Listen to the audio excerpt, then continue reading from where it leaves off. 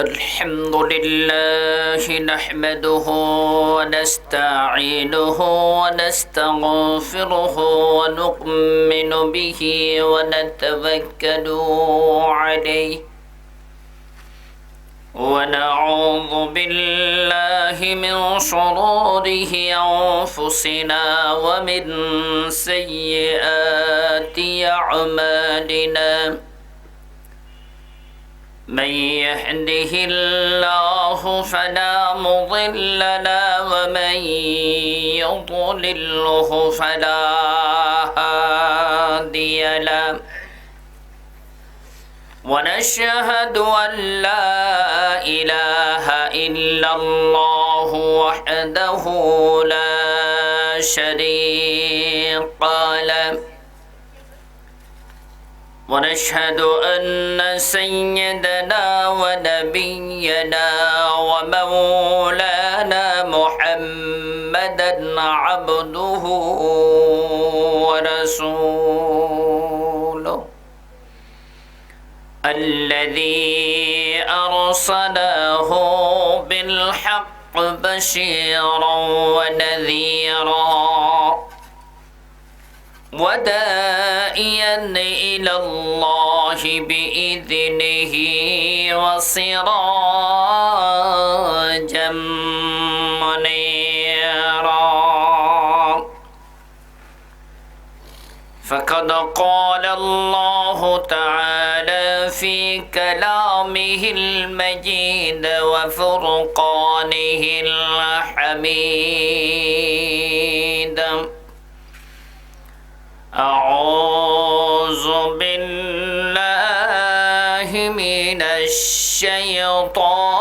الشيطان الرجيم بسم الله الرحمن الرحيم إن الله وملائكته يصلون على النبي يا أيها الذين آمنوا صلوا عليه وسلموا تسليما اللهم صل على سيدنا مولانا محمد وعلى آله سيدنا مولانا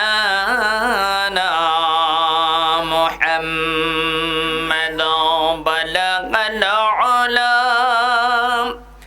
بكماله كشف الدجى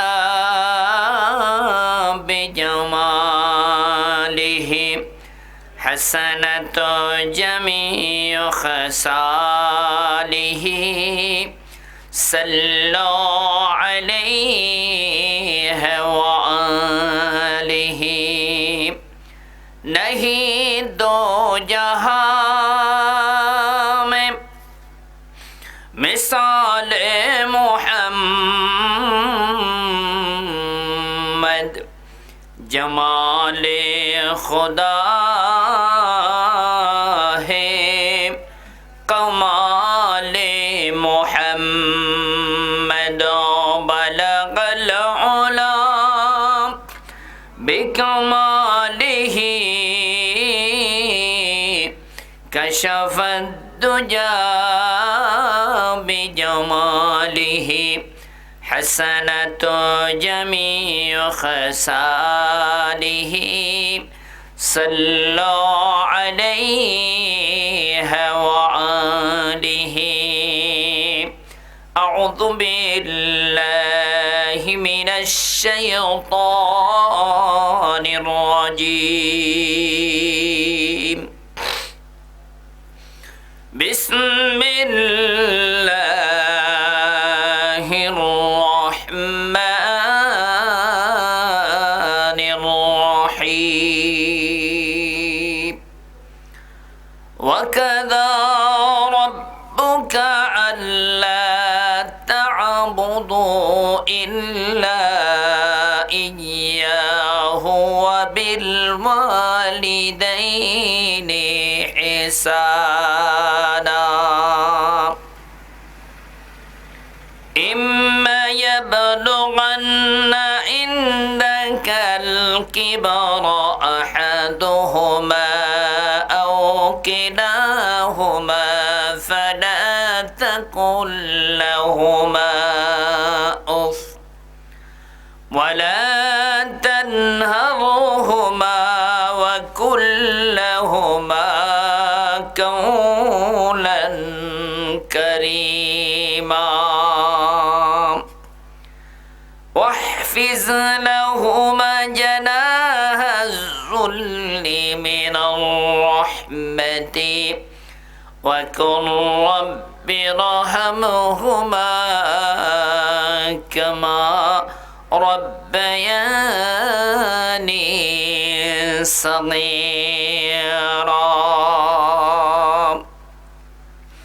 صدق الله المولانا العظيم اللهم رب اشرح لي صدري ويسر لي أمري واحلل عقدة من لساني يفقه قولي سبحانك لا علم لنا إلا ما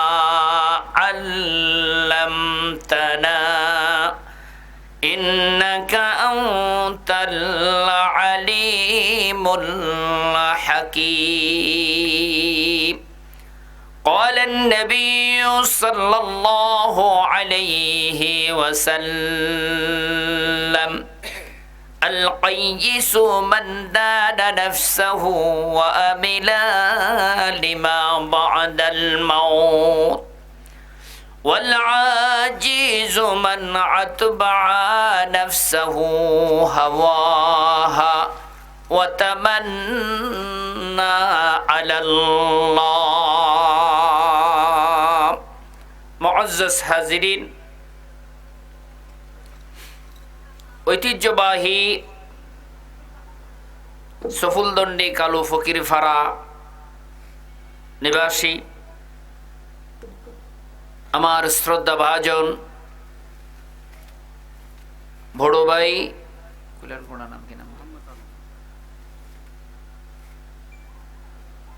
বিদেশ প্রবাসী আলহাজ মোহাম্মদ আলমের পক্ষ থেকে আয়োজিত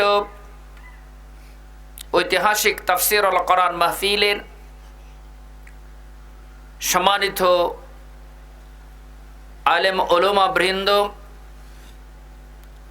সম্মানিত মুরব্বিয়ানে ইজহাম, যুবক ভাইয়েরা, কচি কাঁচা বাচ্চারা, পর্দার অন্তরালে উপস্থিত মা এবং বোনেরা, আসসালামু আলাইকুম ওয়া রাহমাতুল্লাহি ওয়া বারাকাতুহু।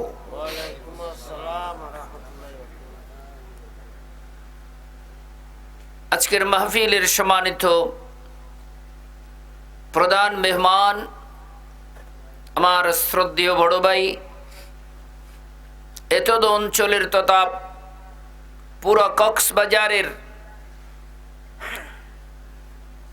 দিন প্রিয়, ইমান প্রিয়, ইসলাম প্রিয়, নবী প্রিয়, আল্লাহ প্রেমিক মোমেন মুসলমানদের হৃদয়ের স্পন্দন আমার শ্রদ্ধাভাজন বড় ভাই জনাব আলহাজ হযরত মাওলানা জৈনুল আবেদিন সাহেব, সম্মানিত শ্রোতাবৃন্দ, আসসালামু আলাইকুম ওয়া রাহমাতুল্লাহি ওয়া বারাকাতুহু। আল্লাহ পাক রব্বুল ইজ্জতের শাহী দরবারে শুকরিয়া আদায় করছি, যিনি দয়া করে মেহেরবানি করে কোরআনের মাহফিলে দুনিয়াবি অসংখ্য কর্ম ব্যস্ত থাকে সময়কে বন্ধ রেখে আল্লাহর কোরআনের মহব্বতে ঈমান এবং আমলের পূর্ণতার নিয়তে মাহফিলে আসার জন্য আল্লাহ তৌফিক দান করেছেন। সকলে বলি আলহামদুলিল্লাহ। দরুদ এবং সালাম পেশ করছি প্রিয় নবী সৈয়দুল আম্বিয়া খাতিমুন নবিয়্যিন সৈয়দুল মুরসালিন রাহমাতুল লিল আলামিন শফিউল মুজনবিন মুহাম্মদুর রাসূলুল্লাহ সাল্লাল্লাহু আলাইহি ওয়াসাল্লামের রওজা মুবারকে আল্লাহ পাক রব্বুল ইজ্জত আমাদের দরুদ এবং সালামের হাদিয়াটুকুন সোনার মদিনায় পৌঁছিয়ে দিন। সকলে বলি আমিন। সম্মানিত উপস্থিতি, আল্লাহ পাক রব্বুল ইজ্জতের বড় মেহেরবানি হচ্ছে আমাদের জীবন, আমাদের হায়াত, আমাদের আমল আল্লাহ সুবহানাহু ওয়া তাআলার সবচাইতে বড় মেহেরবানি। আমরা ইমানদার মুসলমান, এই জন্য আল্লাহ পাক বলছেন আমি আমার বান্দাদেরকে দুনিয়ার জমিনে অসংখ্য নিয়ামত রাজি দিয়ে প্রেরণ করেছি। আমার বান্দাগণ যদি আমার নিয়ামতের শুকরগুজার হয়, আমি আমার বান্দাদের আরো নিয়ামতে ভরপুর করে দিব। যদি আমার বান্দাগণ নিয়ামতের অকৃতজ্ঞ হয়, আমি আমার বান্দাদের জন্য শাস্তি বিধান রেখেছি। লাইন শাকারতুম লাযীদান্নাকুম ওয়া লাইন কাফারতুম ইন্না আযাবি লাশাদীদ। ও দুনিয়ার মানুষ, আল্লাহ সুবহানাহু ওয়া তাআলা কত বিশাল নিয়ামত রাজি দিয়ে আমাদেরকে দুনিয়ার জমিনে প্রেরণ করেছেন। দুনিয়ার মানুষেরা এই নিয়ামতগুলোর প্রশংসা যদি বান্দারা করে, আল্লাহ পাক বলছেন লাযীদান্নাকুম, আমি আমার বান্দাদের জন্য আরো নিয়ামত পূর্ণ করে দিব, বাড়াইয়া দিব। আমার বান্দারা তাদের হায়াতের পুরা জীবনটাই যদি আমার নিয়ামতগুলো গুনে গুনে শেষ করতে চায়, ওয়া ইন তাউদ্দু নি'মাতাল্লাহি লা তুহসুহা, সমগ্র জীবনটা বান্দার শেষ হয়ে যাবে। আল্লাহ পাক রব্বুল আলামিন যে নিয়ামত রাজি দিয়ে আমাদেরকে ধন্য করেছেন, এই নিয়ামতগুলো বান্দা গুনে গুনে শেষ করতে পারবে না। পারবে? এতগুলো নিয়ামত আল্লাহ পাক দিলেন। আল্লাহ পাক নিয়ামত সম্পর্কে বান্দা সারা জীবন যদি আল্লাহ পাকের নিয়ামতের কদর করে আর শুকর করে, আল্লাহর নিয়ামতগুলো গুনে গুনে বান্দারা শেষ করতে পারবে না। এই জন্য প্রত্যেকটা অবস্থায় আল্লাহ পাক রব্বুল আলামিনের, আল্লাহ সুবহানাহু ওয়া তাআলার নিয়ামতের শুকরিয়া আদায় করা প্রয়োজন আছে না নাই? অসংখ্য নিয়ামতগুলো আল্লাহ পাক দিয়ে আমাদেরকে ধন্য করেছেন। এই ধন্য আল্লাহ পাক রব্বুল ইজ্জতের কাছে এই নিয়ামত সম্পর্কে আমাদের কাছে কিয়ামতের ময়দানে আল্লাহ সুবহানাহু ওয়া তাআলা প্রশ্ন করবেন, বান্দা এত বিশাল নিয়ামত রাজি দিয়ে আমি তোমাদেরকে দুনিয়ার জমিনে প্রেরণ করলাম, তোমরা যেই দিকে তোমাদের দৃষ্টি গেছে সেই দিকে প্রত্যেকটা জায়গায় আমার নিয়ামতে ভরপুর ছিল। এতগুলো নিয়ামত তোমরা ভোগ করলা, আর দুনিয়ার জমিন থেকে আমার কাছে কি নিয়ে এসেছো? এই জন্য আল্লাহ পাক রব্বুল আলামিন দুনিয়ার হায়াতের সমাপ্তি হওয়ার আগে এমন একটা সময় আমাদেরকে চিন্তা করতে হবে, ওয়ামা তুকদ্দিমু লিআনফুসিকুম মিন খায়রিন তাজিদুহু ইনদাল্লাহ। আল্লাহ পাক রব্বুল আলামিন বলছেন, বান্দা তুমি দুনিয়ার জমিনে যে ভালো আমলগুলো করো, যে আল্লাহ পাক রব্বুল আলামিনের ইবাদত আর বندگی করো, ওই ইবাদত আর বندگی গুলো তুমি তোমার কিয়ামতের জন্য, আখিরাতের জন্য তুমি প্রেরণ করে দাও। আল্লাহ পাক রব্বুল আলামিন তোমার সমস্ত ইবাদত আর বندگی গোলামি গুলো আল্লাহ সুবহানাহু ওয়া তাআলা তোমার জন্য এত সযত্ন করে রাখবেন। আল্লাহ পাক বলছেন, বান্দা তোমার প্রত্যেকটা নিঃশ্বাসের হিসাব পর্যন্ত আমি আল্লাহ রাব্বুল আলামিন তুমি বান্দার জন্য লিপিবদ্ধ করে রাখি। কারণ কিয়ামতের ময়দানে কঠিন মুসিবতের সময় কেউ যখন কারো হবে না, ইয়াউমা ইয়াফিরুল মারউ মিন আখি ওয়া উম্মিহি ওয়া আবিহি ওয়া সাহিবাতিহি ওয়া বানি, সবাই যখন সবার কাছ থেকে পলায়ন করবে, কেউ যখন কারো হবে না, নিজের কলিজার টুকরা সন্তান নিজের পিতাকে পরিচয় দেবে না, নিজের কলিজার টুকরা মেয়ে পিতাকে পরিচয় দেবে না, এমনকি নিজের মা সন্তানকে পরিচয় দেবে না, নিজের ভাই ভাইয়ের কাছ থেকে পলায়ন করবে। আর একমাত্র বান্দার নিজের আমলটাই বান্দার নাজাতের জন্য যথেষ্ট হবে। ওই দিন বান্দার আমল ছাড়া বান্দার কাছে কিছুই থাকবে না। ওই দিন বান্দার ইবাদত আর গোলামি আল্লাহ পাক রব্বুল আলামিনের কাছে যাহা দুনিয়ার জমিন থেকে প্রেরণ করা হয়েছে, ওই আমল সারা বান্দার কাছে আর কিছু থাকবে না। এই জন্য সম্মানিত উপস্থিতি, দুনিয়ার জমিনটা ক্ষণস্থায়ী, ওয়ামাল হায়াতুদ দুনিয়া ইল্লা মাতাউল গুরুর। এই দুনিয়াটা যেমন ক্ষণস্থায়ী তেমন প্রতারণাময় একটা পৃথিবী। এই পৃথিবীতে সবাই পেতে চায়, কেউ দিতে চায় না। এই পৃথিবীতে সবাই নিতে চায় আর কেউ দিতে চায় না। কিয়ামতের ময়দানটাও ঠিক সেই রকম হবে। সবাই যখন সবার কাছ থেকে পলায়ন করবে, কেউ কোনোদিন দিতে চাইবে না এবং সবাই নিজেকে গুটিয়ে নেবে। ওই কঠিন মুসিবতের সময় আল্লাহ পাক রব্বুল আলামিনের সামনে এমন কোনো ক্ষমতা থাকবে না কথা বলার মতো, এমন কোনো ক্ষমতা থাকবে না সুপারিশ করার মতো, এমন কোনো শক্তি থাকবে না দাঁড়ানোর মতো। ইয়াউমা ইয়াকুমুর রূহু ওয়াল মালাইকাতু সাফফান লা ইয়াতাকাল্লামুনা ইল্লা মান আযিনা লাহুর রাহমান ওয়া ক্বালা সাওয়াবা। ওই কঠিন মুসিবতের সময় সবাই সারিবদ্ধভাবে, ফেরেশতা, মানুষ, জিন, সমস্ত সৃষ্টির যেগুলোর হিসাব কিয়ামতের ময়দানে হবে, সবাই দাঁড়িয়ে থাকবে। আল্লাহর সামনে কথা বলার ক্ষমতা কারো থাকবে না। সেই দিন আল্লাহর কাছে বান্দার আমলের জন্য, বান্দার নাজাতের জন্য একমাত্র শাফাআতকারী হবে প্রিয় নবী মুহাম্মদুর রাসূলুল্লাহ সাল্লাল্লাহু আলাইহি ওয়াসাল্লাম। সম্মানিত উপস্থিতি, এইটা রজব মাস। এই রজব মাস আগামীকাল সম্ভবত 26 তারিখ মেরাজুন নবী পালন হবে। প্রত্যেকটা ঘরে ঘরে গরু, মহিষ, ছাগলের মাংস ভরপুর হয়ে যাবে। খাবার থেকে কেউ মাহরুম হবে না, কিন্তু ইবাদত থেকে অনেকেই মাহরুম হয়ে যাবে। কারণ আমরা খাবারটাকে ইবাদতের চেয়ে দামি মনে করি। আল্লাহ পাক নিজেই বলছেন, বান্দা আমি খাই না, আমি খাওয়াই।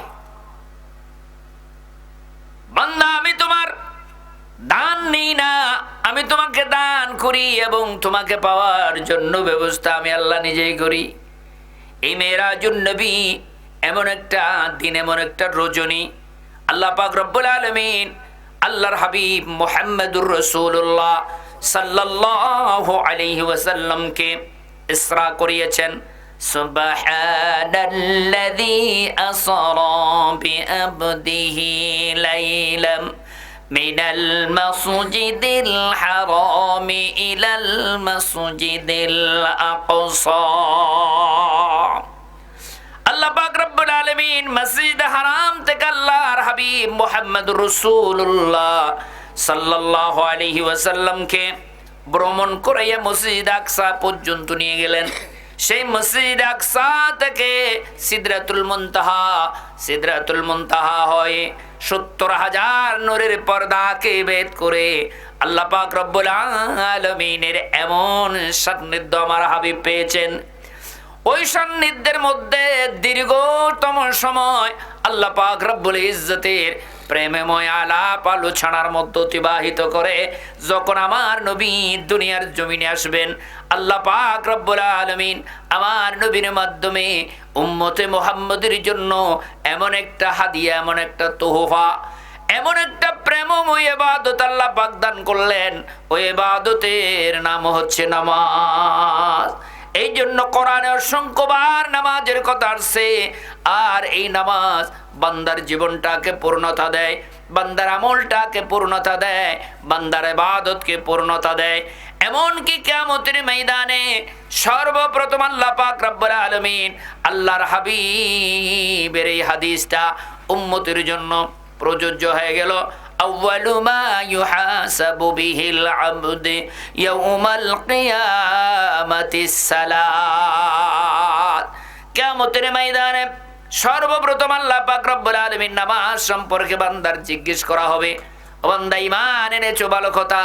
আল্লাহর হাবিব বলছেন, আমি আমার আল্লাহর কাছে আমার উম্মতের সরিষার দানা পরিমাণ ঈমানওয়ালা আমার উম্মত যারা থাকবে, আমি তাদের জন্য আল্লাহর কাছে জান্নাতে দেওয়ার জন্য আমি আল্লাহর কাছে কি করব?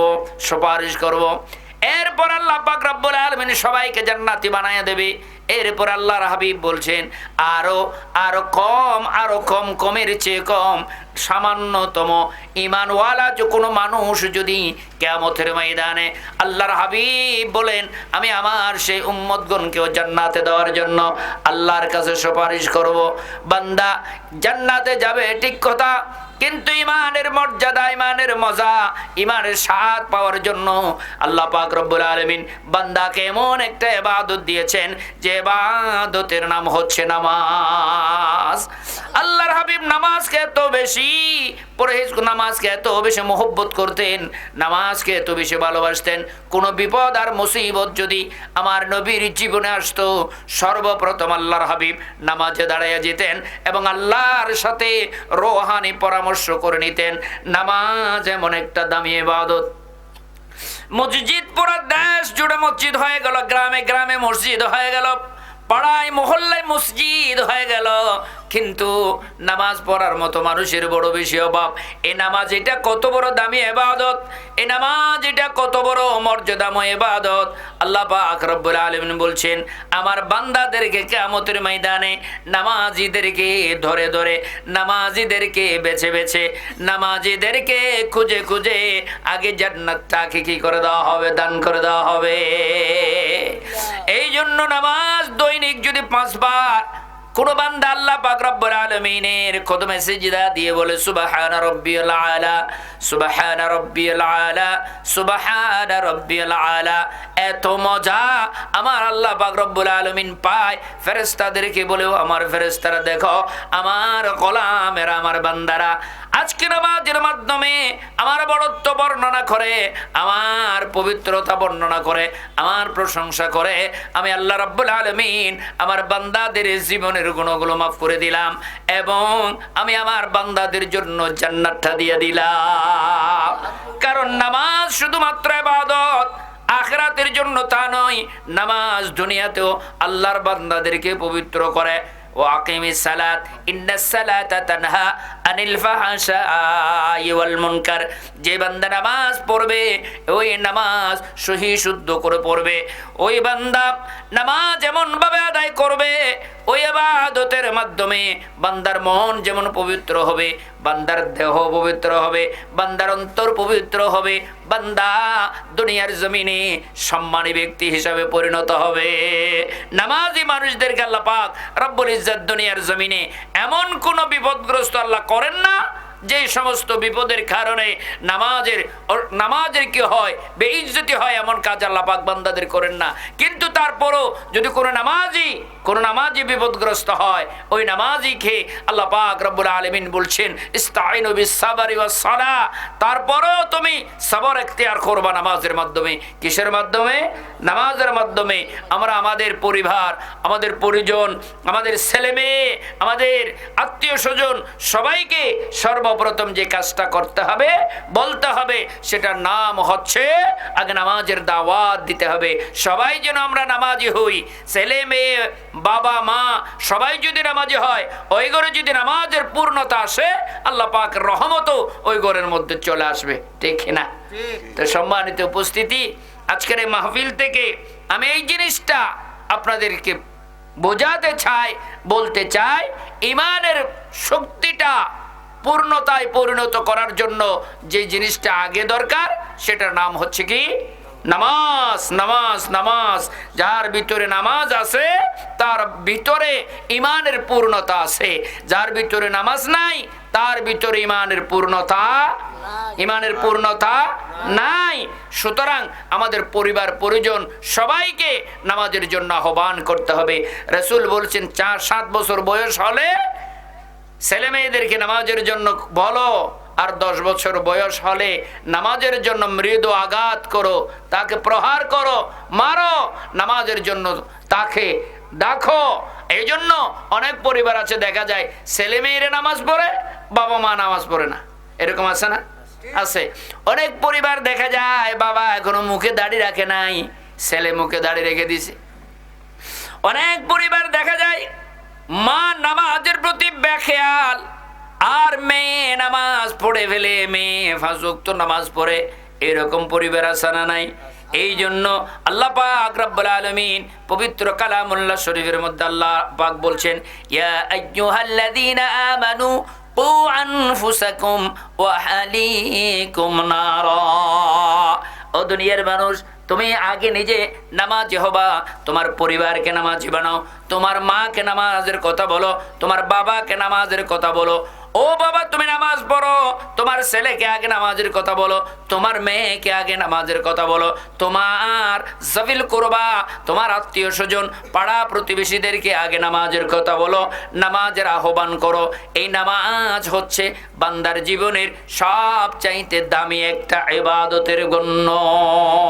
নামাজের চেয়ে আর কোন বড় ইবাদত নাই। বলে জিকরুল্লাহি আকবার। সমস্ত ইবাদতের ভিতরে, জিকির আসগারের ভিতরে সবচাইতে যেটা নাম বড়ত্ব বহন করে, সেটা নাম হচ্ছে নামাজ। নামাজ নামাজ নামাজবিহীন মানুষের দিনদারিত্ব, ইমানদারিত্ব, মুসলমানিত্ব কিছুই পাওয়া যায় না। এখন আপনি যত বড় ইবাদতগার গুজার হন না কেন, ভালো মানুষ সাজেন না কেন, আপনি যত বড় দানশীল হন না কেন, আপনার ভিতরে যদি এই নামাজের পূর্ণতা পাওয়া না যায়, আপনার ইবাদতের কোনো মূল্য আল্লাহর কাছে হবে না। সুতরাং হে আমার যুবক ভাইয়েরা, হে আমার কলিজার টুকরা সন্তান তুল্য ছেলেরা, আমি অনুরোধ করি সবাইকে আগে নামাজের দাওয়াত দিতে হবে। কারণ এই নামাজে বান্দার জীবনের সবচাইতে পূর্ণতা আনে, এই নামাজে বান্দার জীবনের সবচাইতে সম্মান আর মর্যাদাকে আনে। কারণ এই নামাজ থেকে আমরা যেন কখনো দূরে না থাকি। আল্লাহ পাক রব্বুল ইজ্জত আমাদের সকলকে, পুরো পরিবারকে যেন আল্লাহ পাক আমাদেরকে নামাজি বনার তৌফিক দান করেন। সকলে বলি আমিন। আমি আপনাদের সামনে এই নামাজ যেমন ইবাদত, রোজা রাখা যেমন ইবাদত, সাদাকা যাকাত দান করা যেমন ইবাদত, আল্লাহ পাক রব্বুল আলামিন তার পবিত্র কালামুল্লাহ শরীফের মধ্যে বান্দাদের জন্য ইবাদতের আরেকটা গুরুত্বপূর্ণ বর্ণনা আল্লাহ নিজেই দিয়েছেন। ওয়াকাদা রাব্বুকা আল্লা তা'বুদু ইল্লা ইয়্যাহু ওয়া বিল ওয়ালিদাইনি ইহসানা। নামাজ সহ সমস্ত ইবাদত যতগুলো বন্দী গোলামি আল্লাহ পাক রব্বুল ইজ্জতের আছে, এগুলো আল্লাহ ছাড়া আর কারোর জন্য করা যায় না। যায় কোন পীরের মাজারে ইবাদত করা যায় না। একমাত্র ইবাদতের, গোলামির, বন্দেগীর সবচাইতে বড় যেটা মাধ্যম, সেই মাধ্যমটার নাম হচ্ছে আল্লাহর প্রতি। আল্লাহ ছাড়া অন্য কারো ইবাদত করা যাবে না। এখন দেখা যায় আল্লাহকে পেতে গেলে দুনিয়া থেকে শুরু করতে হবে। আগে কি থেকে শুরু করতে হবে? আগে মাজারে যেতে হবে, মাজারে গিয়ে তারপরে মাজারওয়ালারে রাজি করতে হবে, মাজারওয়ালারা রাজি করে তারপরে উপরের দিকে যাওয়া আরম্ভ করতে হবে। আল্লাহকে খুশি করার জন্য মাজারের প্রয়োজন নাই, আল্লাহকে খুশি করার জন্য মসজিদ আর নামাজের প্রয়োজন। কেন এই কথাটা হলো কেন?